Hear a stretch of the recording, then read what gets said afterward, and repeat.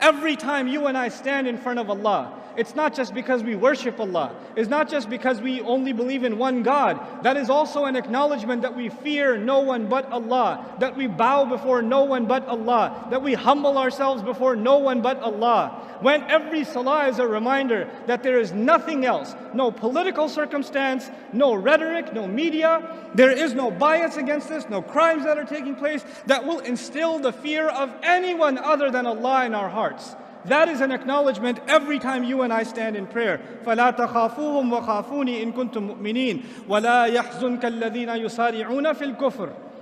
Allah is not done. He says, don't let those who are making a lot of efforts for furthering the cause of disbelief, those who are making so many efforts to destroy Islam, those who are making so many efforts to turn believers into disbelievers, those who are making so many efforts to further kufr on the earth, disbelief and disregard of God on the earth. They make a lot of efforts. They have a lot of money. They have a lot of resources. They have a lot of tools. Don't let all of their efforts ever worry you. لا يحزنك الذين يسارعون في الكفر. This is a principle of the Quran. We have forgotten this principle. Ustad Numan, have you seen what they're doing on this website? Do you know this video that they made? Do you know what they said on CNN? Do you know what they said on Fox? Why don't you just recite لا يحزنك الذين يسارعون في الكفر? Don't let their efforts and their schemes and their propaganda ever worry you. إنما نملي لهم ليزدادوا إثما. We're only إنهم لن يضروا الله شيئا. I love this part. إنهم لن يضروا الله شيئا. They, no doubt about it, can't harm Allah at all. I'm baffled by this statement. Allah said, don't worry about their schemes and their plans and their plots and their propaganda. They can't harm who at all? They can't harm Allah at all. I'm not worried about them harming Allah. I was actually kind of worried about them harming me. So I was expecting Allah will say, don't worry about their schemes. They won't harm you. But Allah says what instead? Don't worry about their schemes. They can't harm Allah. Why is that? Because Allah is our protection.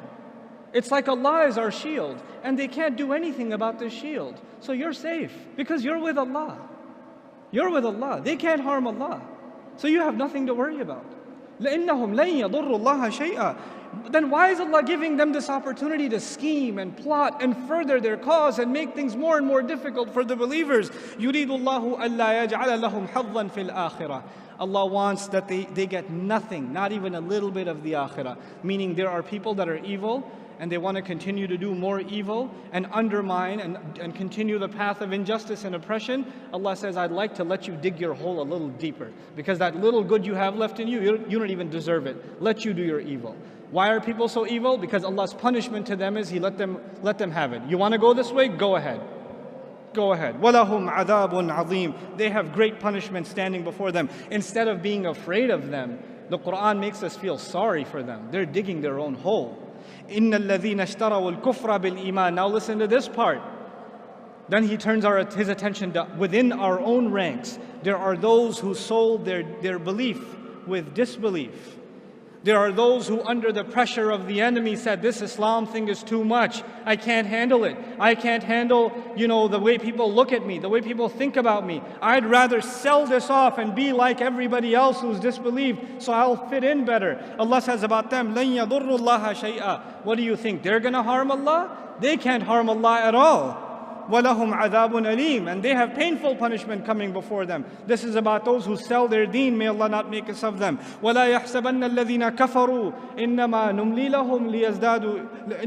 لَهُمْ خَيْرٌ لِأَنفُسِهِمْ. Don't allow the disbelievers, the enemies of Allah's deen, don't allow the vicious enemies of the Prophet ﷺ to ever think, don't you dare think about them, that the stuff that they do is good for them. The extension Allah has given them is good for them.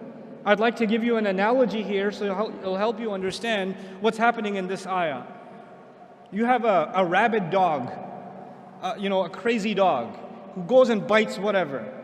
And then somebody says, why don't you just put it on a leash? And what Allah does is He puts this dog on, like you could say, 1,000-foot leash. It's a really long leash. The thing is, for 999 feet, this dog thinks that it's running free. Doesn't it? If you put it on a 1-foot leash, it can't move. But if you put it on a 1,000-foot leash, it's going to run around and never feel like a choke. But Allah says, I only extend for them, release them, give them more room. You want to do evil stuff? You want to do kufr stuff? Go ahead, do more. Try to hurt the cause of Islam more. Propagate lies against Allah's Prophet more. Say vicious things about the Quran more. Go ahead, go ahead, go ahead. Because that same dog, when it's running full speed and it hits foot 1,000, what happens to him? He gets choked, doesn't he? And that choke is way harder when he's running full speed than it would have been if it was 1 foot long. That's the plan Allah has for them. Let them dig their hole. Let them choke themselves. إِنَّمَا نُمْلِي لَهُمْ لِيَزْدَادُوا إِثْمًا. We only give them extension so they can earn more sins. وَلَهُمْ عَذَابٌ مُهِينٌ الْجَزَاءُ مِنْ جِنْسِ الْعَمَلِ كَمَا يُقَالُ. Allah says, and they will have humiliating punishment. Why did Allah say they have humiliating punishment? Allah usually says great punishment, painful punishment, but this time He says humiliating punishment. Why? Because when they try to humiliate the deen of Allah, then the only fair punishment is that they shall face humiliating punishment. Then Allah turns His attention to you and me and says, مَا كَانَ اللَّهُ لِيَذَرَ الْمُؤْمِنِينَ عَلَى مَا أَنْتُمْ عَلَيْهِ. Allah is not one to leave you alone in the state that you're in. Allah will not just leave you be and let you just think that you have faith. حَتَّى يَمِيزَ الْخَبِيثَ مِنَ الطَّيِّبِ. Until He can separate the good ones among you from the filthy ones. Some of you have filth inside of your hearts, and when the state of fear comes, and the pressure comes, and the stereotyping comes, some of you will abandon your faith, and that filth in your hearts will take over whatever good you had in it. Allah says He will put you and I through terrible, difficult circumstances so He can separate the filthy from within the ummah. And cut them out. May Allah not make us see any of us from them. وَمَا كَانَ اللَّهُ لِيُطْلِعَكُمْ عَلَى الْغَيْبِ. And Allah will never be one to inform you of the unseen. People come to the shaykh, the imam, the scholar. They come to, Shaykh, what do you think? When is all this fitna going to end? When are things going to get better? Allah says, Allah is not one to inform you of the unseen. I'm not going to say 3 more years, watch, everything's going to be better. No. That's actually what I've heard in churches. I go to church to hang out sometimes just to see what they do. I've been.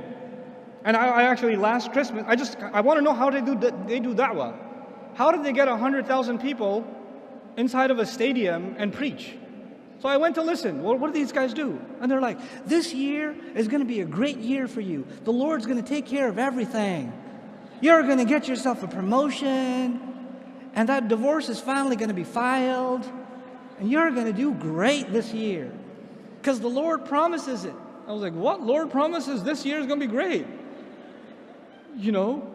We don't have that in Islam. Like, is this year going to be better than next? When is Allah going to finish this fitna? Or when are things going to get better? Allah told us very clearly, so we're not deluded and we don't even ask that question. Allah will never be one to tell you what's going to happen in the unseen. And the future of the ummah is in the unseen. وَلَكِنَّ اللَّهَ يَجْتَبِي مِن رُسُلِهِ مَن يَشَاءُ. However, Allah does select from His messengers whoever He wants. Meaning Allah chose His messenger and decided to tell him what you need to know. Focus on what Allah told you and not what Allah did not tell you. Don't get obsessed with things that Allah Himself didn't give you. If it was valuable for you, Allah would have given it to you.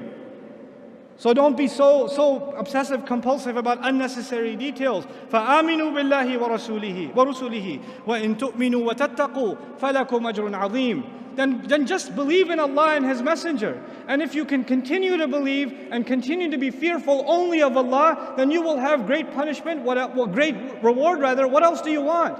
Just have faith and be fearful of Allah. In the most toughest of times, Allah is telling you that's the only 2 things you're going to need. Everything else will work itself out. Don't focus on the problem. وَلَا يَحْسَبَنَّ. And finally, the advice to you and to me. This is the last thing I'm sharing with you, I promise. وَلَا يَحْسَبَنَّ الَّذِينَ يَبْخَلُونَ بِمَا آتَاهُمُ اللَّهُ. And don't you ever think about those who are cheap, greedy, miserly with what Allah has given them. That they hold on to what Allah has given them. Min fadli, from His own favor. They didn't earn it. That's a favor of Allah on them. Huwa khayran lahum. That's good for them to hold on to their wealth. This is the time. This is the time where the young people, they're going to have to give up their free time that Allah gave them. Their free time cannot go into 8 hours of video games anymore. There's no time for you to watch the next Netflix and Amazon series. You don't have that kind of time. You're the Muslim youth. Allah has given you free time. Allah has given you talent. Allah has given you creativity. That creativity cannot go into you making stupid jokes on social media. It needs to be used in much more productive ways, because these people who Allah has given wealth and luxury and opportunity and health and talent, when Allah has given all of these things and they're cheap and miserly with it, they only use it for themselves. What does Allah say about them? That they think they get to use it for themselves is good for them? بَلْ هُوَ شَرٌّ لَهُمْ. It's bad for them. سَيُطَوَّقُونَ بِمَا بَخِلُوا بِهِ يَوْمَ الْقِيَامَةِ. The very things they were cheap with, the very things they were greedy with for their own, are the very things that will be turned into a rope around their necks, choking them on the day of resurrection. That time, that ni'mah, that rizq that Allah gave you, that you didn't put to the right cause, is going to come and choke you on the day of resurrection. May Allah not make us of them. وَلِلَّهِ مِيرَاثُ السَّمَاوَاتِ وَالْأَرْضِ. Man, what a thing to say. Allah alone owns the entire inheritance of the skies and the earth. What in the world is inheritance doing here?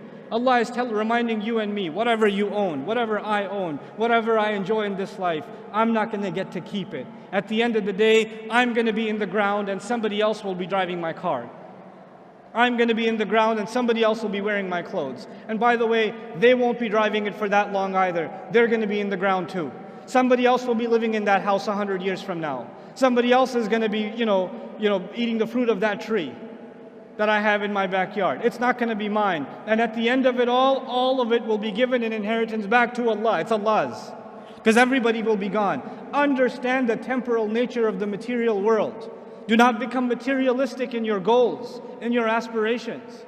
Things Allah Azza wa Jalla is offering us in a time of great fitna, the only thing to worry about is what you will earn with Allah. Put your efforts in this world. Excel. Do your very best. But then again, if that's all you want to do for this life, then that is what is exactly choking you. It's going to choke you. It's going to destroy you. Our deen is so beautiful, such a balance between what we want in the next life and what we get in this life. It merges the two of them. We're not just people of akhirah and we're not just people of dunya. We're people of Rabbana atina fid dunya hasana wa fil akhirati hasana. وَقِنَا عَذَابَ النَّارِ. And so Allah Azza wa Jalla concludes, as I conclude in this passage, وَاللَّهُ بِمَا تَعْمَلُونَ خَبِيرٌ. And Allah has full news and full account and a full perspective on everything that you're doing. And that's a comment to the ummah. I know what you're doing. I know what you're doing when you've been hit with injury. I know whether or not you are becoming people of Jannah. I sincerely remind myself and I remind all of you that this Quran is a living document. It's a living book. It will inspire, it will empower, sometimes it will scare, sometimes it will set you straight and calibrate you. It is not a drug. Like, in modern philosophy, religion is the opiate of the masses. So you turn to religion to feel better about yourself. Yes, the book of Allah will make you feel better about yourself. But sometimes you just need to get a slap in the face and get set out straight. And the book of Allah will give you that too. It'll give you what you need, because Allah is your Rabb.